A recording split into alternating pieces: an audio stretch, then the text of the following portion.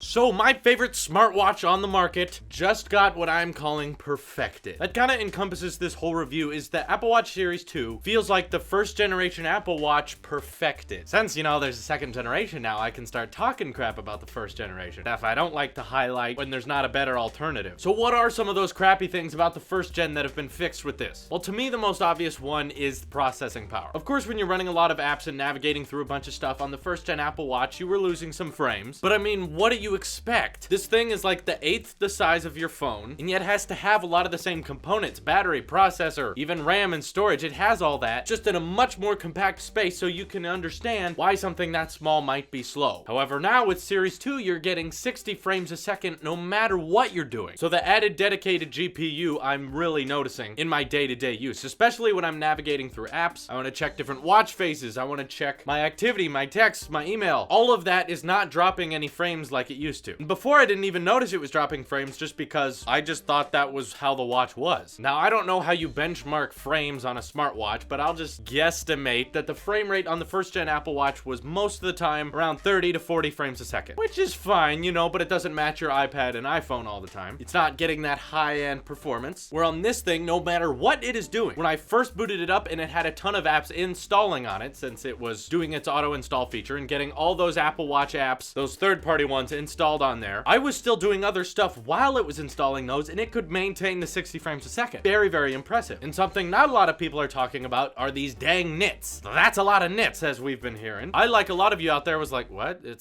What? Nits? What it means is the display is better. Quite simply, it's just brighter, which does make a major difference because almost all smartwatches, when you're outside, sometimes you have a harder time reading the watch face and you have to make a little shade over it if it's in direct sunlight. And with the footage I have of it here, it's kind of hard to show you, you know, the difference in quality between the two smartwatches, but take my word for it, it's an obvious improvement, especially when you hold them right next to each other. You can always tell which one is the Series 2 because one display is way brighter and looks way better. And it's particularly obvious when you go outside, which you don't need to cup your hand over the smartwatch anymore. Even when it's in direct sunlight, you can read it just fine, which is a massive and welcome improvement. Thank you. Then, of course, there's the main thing that Apple's been advertising all along. It's waterproof, not resistant. No, they want you to go into water with this thing. They're not just saying if an accident happens, it'll be okay. They're saying, no, track your movement while you're swimming. There are added activity features in that activity app that show you how to measure your pool workout, which I don't think you can do on a lot of smartwatches, to be honest. I think most of them are not waterproof. So I was very impressed by that. Now, something interesting, and there's not really a way they can fix this. This is just how physics works. When you go underwater, when you're in the pool, you immediately lose GPS signal and connection to your iPhone. Now, that's not because the watch isn't powerful enough. That's just because GPS signals and Bluetooth signals don't travel through water very much at all, which I found funny because I did take this into a pool. And when I put the watch on, it was connected while I was in the pool as long as I was above the water. But once I dove under, lost connection immediately. I don't think there's a way to fix that. I don't think they need to fix that. The nice thing is though, once you rise out of the water, it immediately reconnects. And it felt wrong to have $400 on your wrist swimming in a pool. I've never done that before, but of course it held up just fine, to no surprise. And one of the things I love about the design, because you know, waterproofing something is very difficult, especially when you want it to go 50 meters deep. Apple goes big or goes home. Things have to be very, very compact and tight. However, on the Apple Watch, they still wanted a speaker. Of course, I still wanted a speaker. I love to answer phone calls on this. I love getting that ding when you get a text. But for a speaker to work, it has to have air current because, you know, sound travels through the air. So when water gets in that speaker, you hit this little option they added in the control center glance up at the bottom. You hit that and turn the digital crown and it plays a sound, and that sound shoots all of the water out of the speaker with the speaker itself.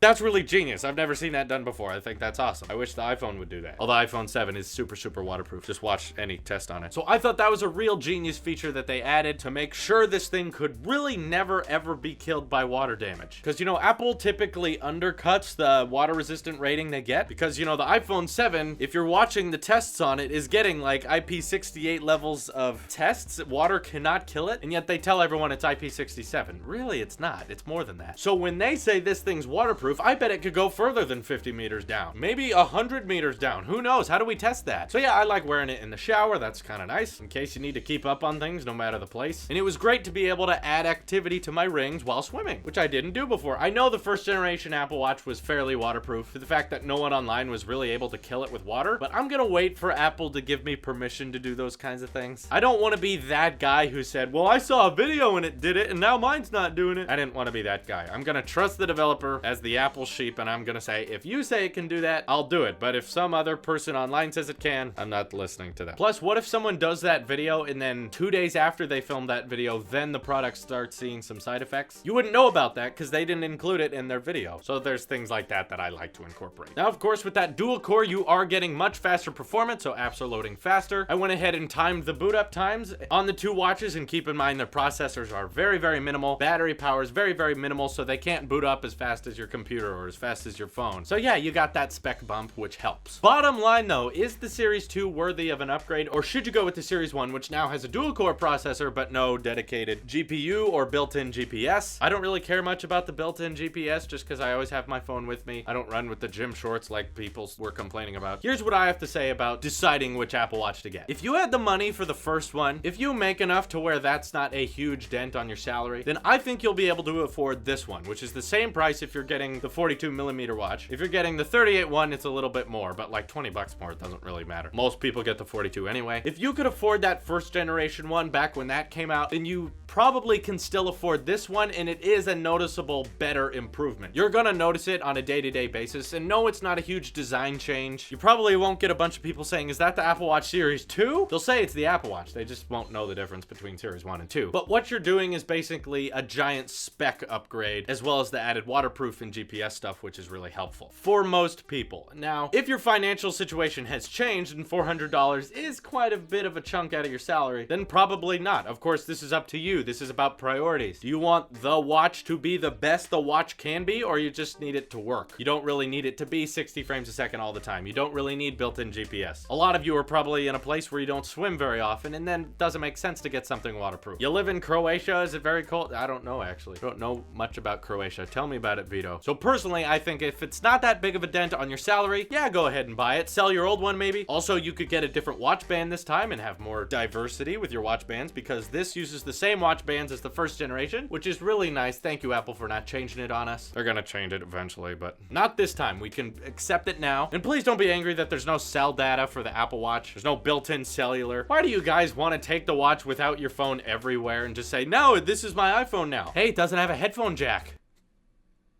Yeah, I'm bringing up that topic again. No one seems to complain that they want independent smartwatches, but the independent smartwatches will never have headphone jacks. Yeah, no one's bringing that up, are they? So yeah, keep your watch with your phone. And like I said, it's the Apple Watch perfected. All of its little problems have now been fixed. So this is your Apple Sheep here, and I will see you in the next one.